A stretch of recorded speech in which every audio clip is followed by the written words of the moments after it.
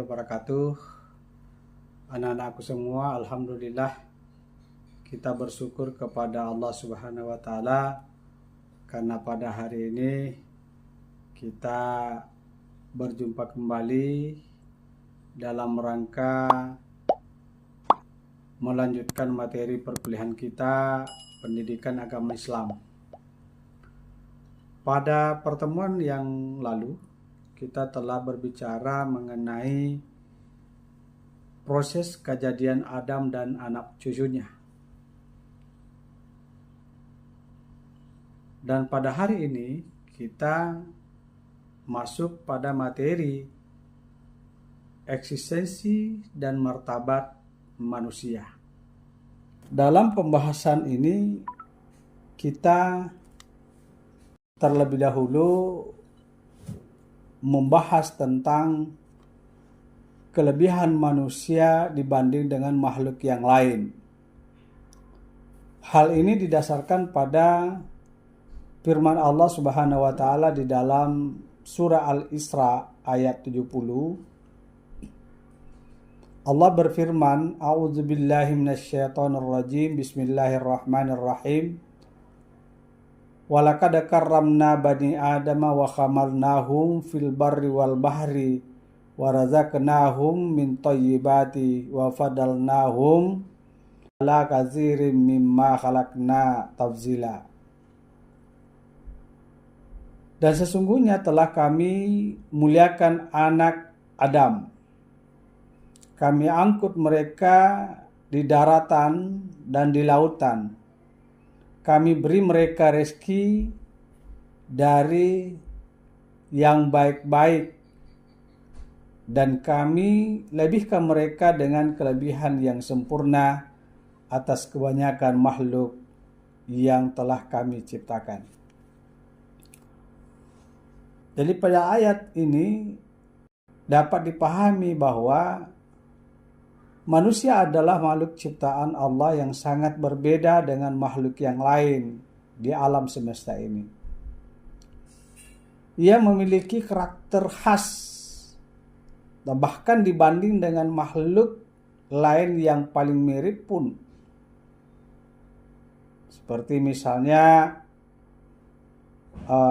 makhluk yang paling mirip dengan manusia itu seperti misalnya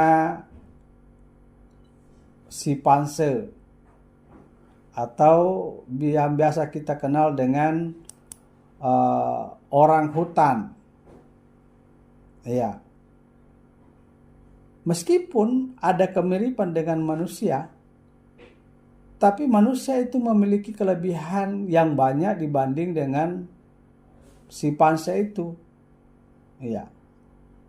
Kenapa? Karena manusia memiliki karakter yang berbeda dengan makhluk yang lain. Itulah sebabnya pada manusia ada konsekuensi kemanusiaan seperti kesadaran, tanggung jawab, dan pembalasan. Iya. Jadi di dalam kehidupan manusia itu ada banyak pilihan. Dan setiap pilihan yang diambil oleh manusia itu ada konsekuensi dan harus dipertanggungjawabkan oleh manusia itu sendiri. Kenapa Allah SWT memberikan potensi pada manusia?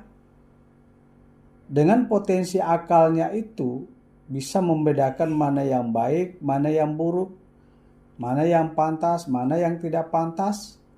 Sehingga setiap pilihan-pilihan yang mereka ambil itu ada konsekuensi pertanggungjawaban. Anak-anakku semua yang saya hormati, seperti yang dijelaskan tadi bahwa manusia itu memiliki karakter khas dibanding dengan yang lain. Lalu apa karakter khas yang dimiliki oleh manusia? Seperti misalnya yang pertama ada aspek kreasi. Iya. Apapun yang ada pada tubuh manusia itu sudah dirancang dalam suatu tatanan yang terbaik dan sempurna. Kendati pun banyak kesamaan dengan makhluk lain seperti simpanse tadi. Tetapi tangan manusia lebih fungsional dan kreatif daripada tangan-tangan simpanse. Dengan tangan manusia mampu merubah sesuatu yang tadinya tidak fungsional menjadi sesuatu yang fungsional. Mampu merubah sesuatu yang lebih baik lagi dibanding dari bentuk semula. Seperti misalnya manusia itu bisa membuat gedung mewah, manusia bisa berkreasi dan lain sebagainya. Ya. Jadi manusia itu memiliki aspek kreasi.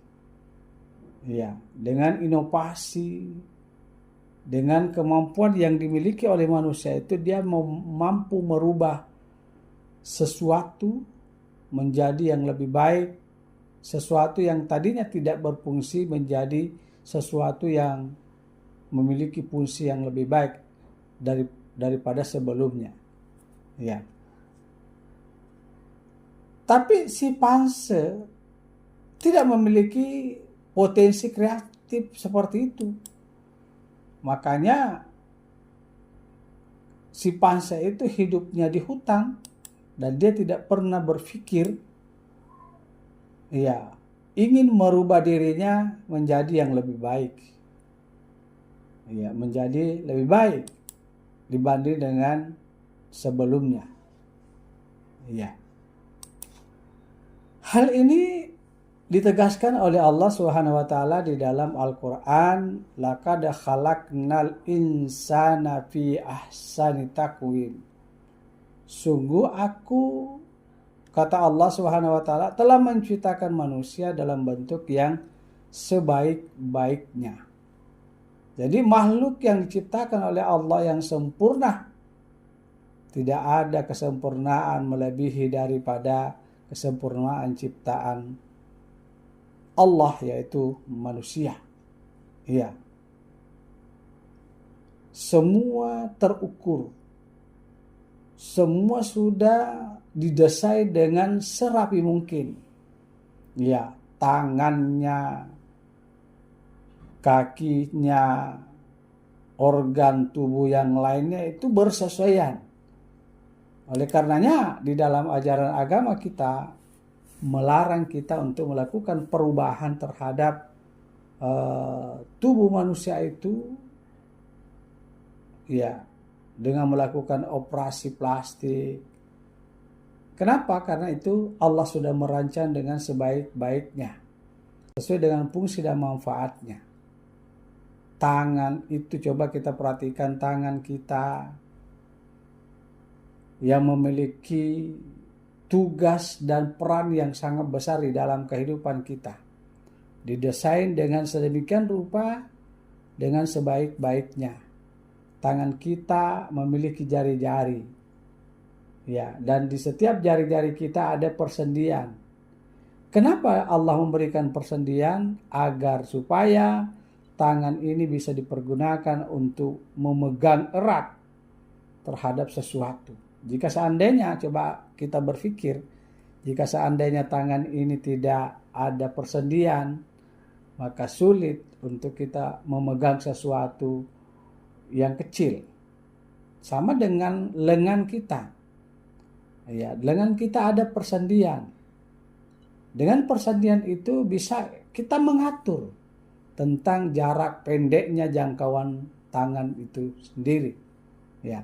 Coba kita bayangkan jika seandainya pada tangan lengan itu tidak ada persendian, bagaimana tangan itu bisa dimanfaatkan untuk makan?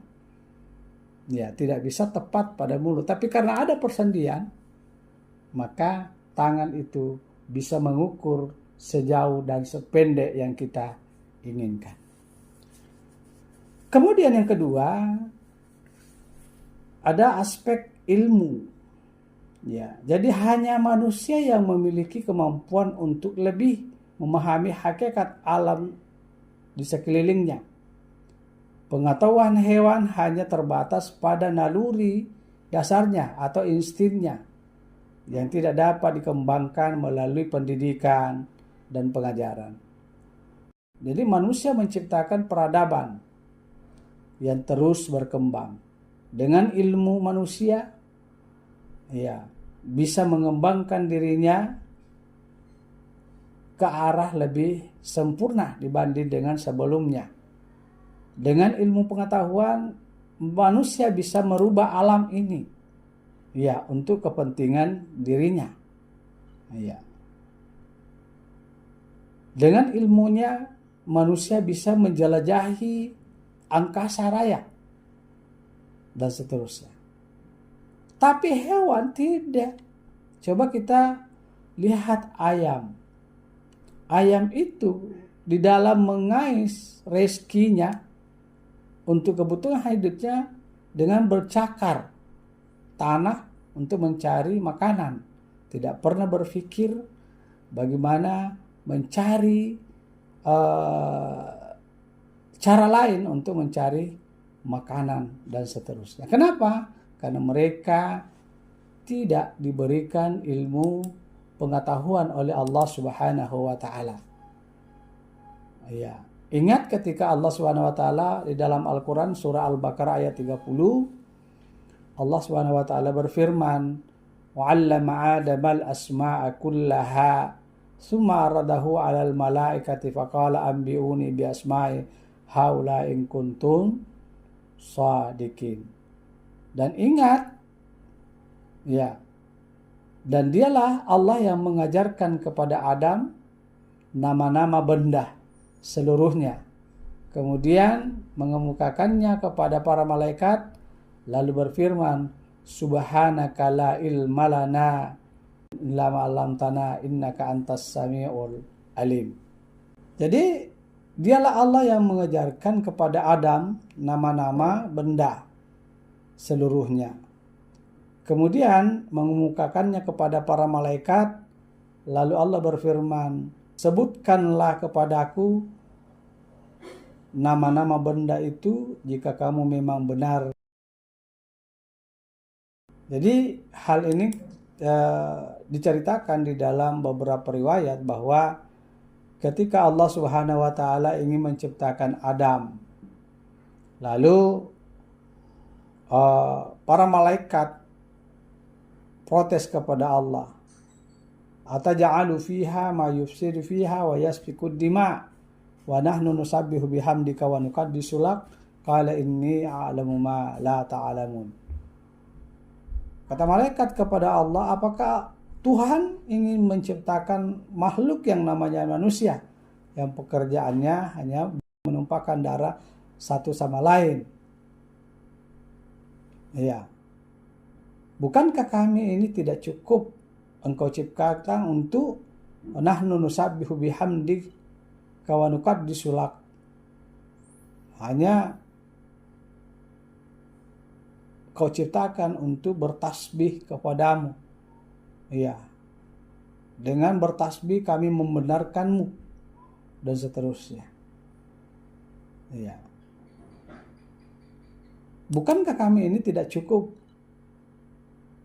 pengabdian kami kepadamu ya Allah? Ya. Makanya Allah mengatakan, "Inni a'lamu ma la ta'lamun." Aku ini lebih tahu tentang apa yang kamu ketahui. Jadi kalau kamu merasa hebat dibanding dengan Adam, maka cobalah engkau sebutkan nama-nama benda yang ada di sekitarmu. Para malaikat tidak mampu menyebutkannya. Kenapa? Dia tidak diberikan ilmu pengetahuan oleh Allah Subhanahu wa taala. Tapi ketika Allah memerintahkan kepada Adam untuk menyebutkan nama-nama benda yang ada di sekitarnya, dengan lancar Adam menyebutkannya. Kenapa? Adam diberikan potensi atau aspek keilmuan. Sebagaimana yang dikatakan oleh Allah, wa 'allama Adamal asma'a kullaha tsumma 'aradahu 'alal malaikati faqala anbi'uni bi asma'i haula in kuntum shadiqin. Ya. Kemudian yang ketiga ada yang disebut dengan aspek kehendak. Ya. Manusia memiliki kehendak menyebabkan dapat mengadakan pilihan dalam hidup. Ya. Makhluk lain hidup dalam pola yang sudah baku dan takkan pernah ada perubahan. Jadi manusia itu ketika dia gagal satu pekerjaan yang satu, maka dia akan mencari pekerjaan yang lain. Begitulah seterusnya. Selalu ada pilihan-pilihan di dalam kehidupannya. Kenapa? Karena manusia diberikan aspek kehendak. Ya, diberikan pilihan, ya, diberikan keinginan untuk selalu berkembang dan seterusnya.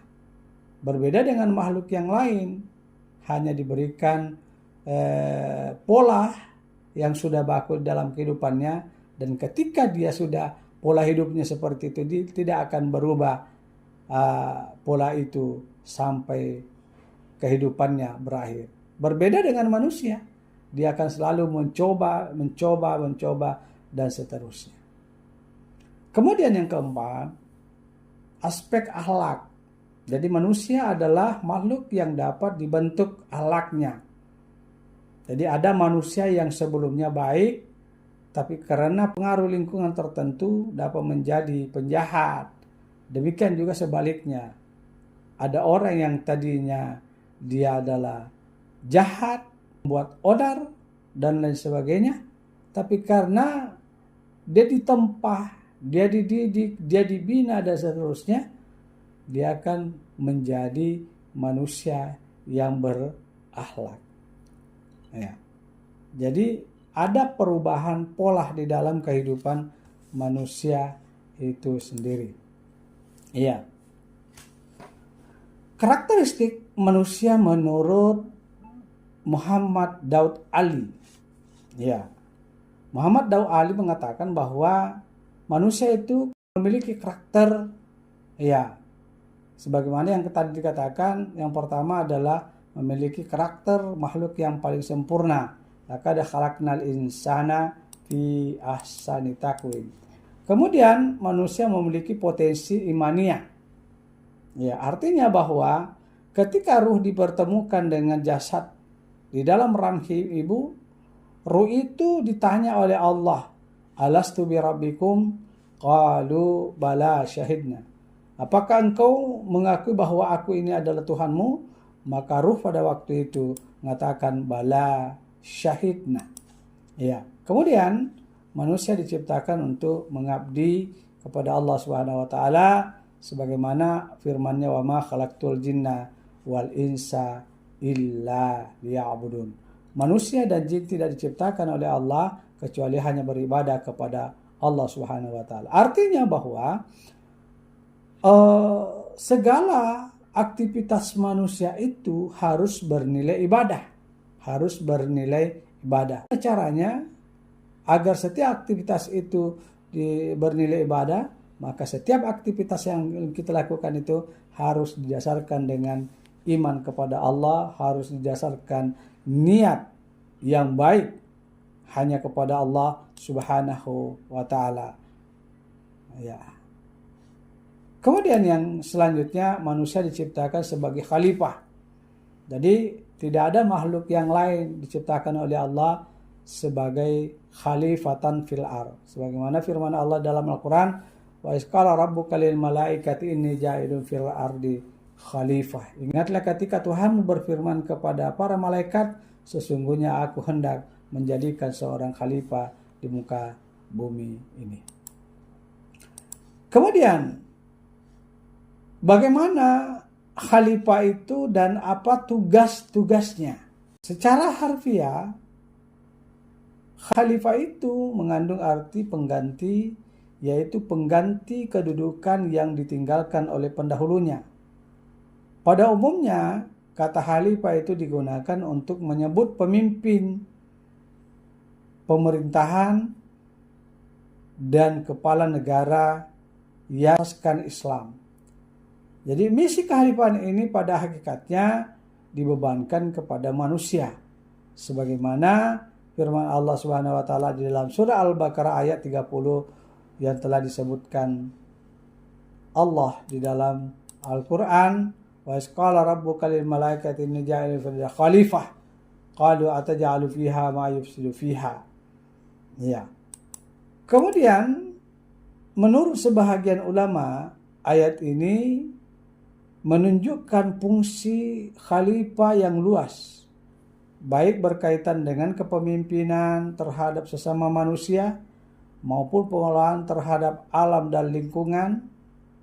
Namun ada juga yang memberikan pendapat bahwa khalifah adalah orang yang memimpin dan mengatur jalannya roda kehidupan suatu tempat, dan seseorang yang mewakili umat dalam urusan kekuasaan dan pelaksanaan syariat. Ya.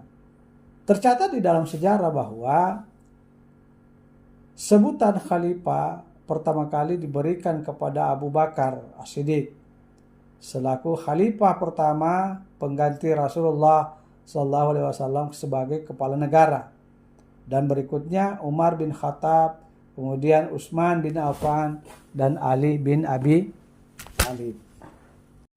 Kemudian wewenang khalifah. Ya, jadi khalifah itu apa wewenangnya? Khalifah adalah negara. Sebab khalifah memiliki seluruh wewenang yang dimiliki sebuah negara, yang dapat dikategorikan sebagai berikut. Yang pertama, dialah yang mendelegasikan hukum-hukum syara yang menjadikan sebagai hukum yang resmi yang wajib dilaksanakan sehingga menjadi perundang-undangan.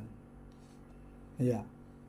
Kemudian dialah yang bertanggung jawab terhadap politik negara baik dalam negeri maupun di luar negeri.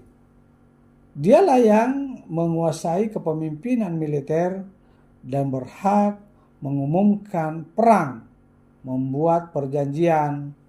Jadi mengumumkan perang, membuat perjanjian damai, gencatan senjata, serta seluruh perjanjian lainnya.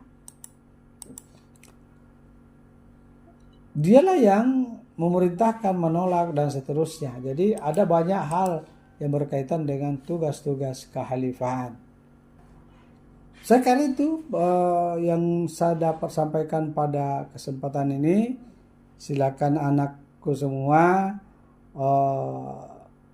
membaca materinya, ya, menganalisis materi-materi ini.